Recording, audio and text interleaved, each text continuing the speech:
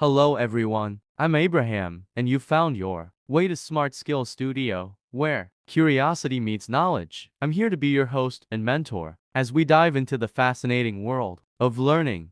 Join me on this educational journey, where we'll explore a wide range of topics and uncover valuable insights. Together, I'm excited to share my passion for learning with you. So let's embark on this enriching adventure. Our topic: how vaccines work, the immune system's defense strategy.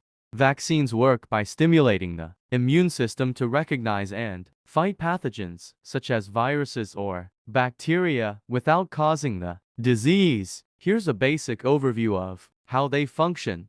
1. Introduction of antigen. Vaccines contain weakened, killed, or parts of the pathogen antigens that cause a particular disease. These antigens are not strong enough to cause the disease but are sufficient to trigger an immune response. 2. Immune system response. When the vaccine is administered, the immune system recognizes these antigens as foreign invaders. This prompts the immune system to produce specific antibodies and activate other immune cells to attack and destroy the antigens. 3. Memory formation. After the initial immune response, the immune system retains a memory of the antigens. Memory B cells and T cells are formed, which persist in the body for a long time. 4. Protection against future infections. If the vaccinated person is later exposed to the actual pathogen, their immune system recognizes it quickly and mounts a strong and rapid response. This prevents the pathogen from causing serious illness, as the immune system can eliminate it more efficiently. Vaccines can be classified into different types based on how they are made. Live attenuated vaccines contain a live but weakened form of the pathogen, for example, measles, mumps, rubella.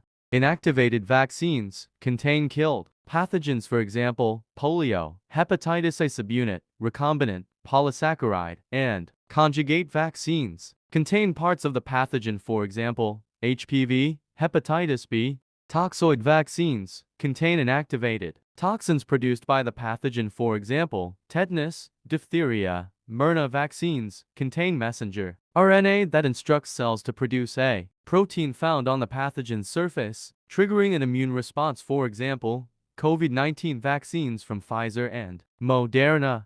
By mimicking an infection, vaccines prepare the immune system to fight future infections, thereby providing immunity and reducing the spread of diseases. Thanks for watching. If you enjoyed this video, please give it a thumbs up and subscribe to my channel for more content like this. See you in the next video.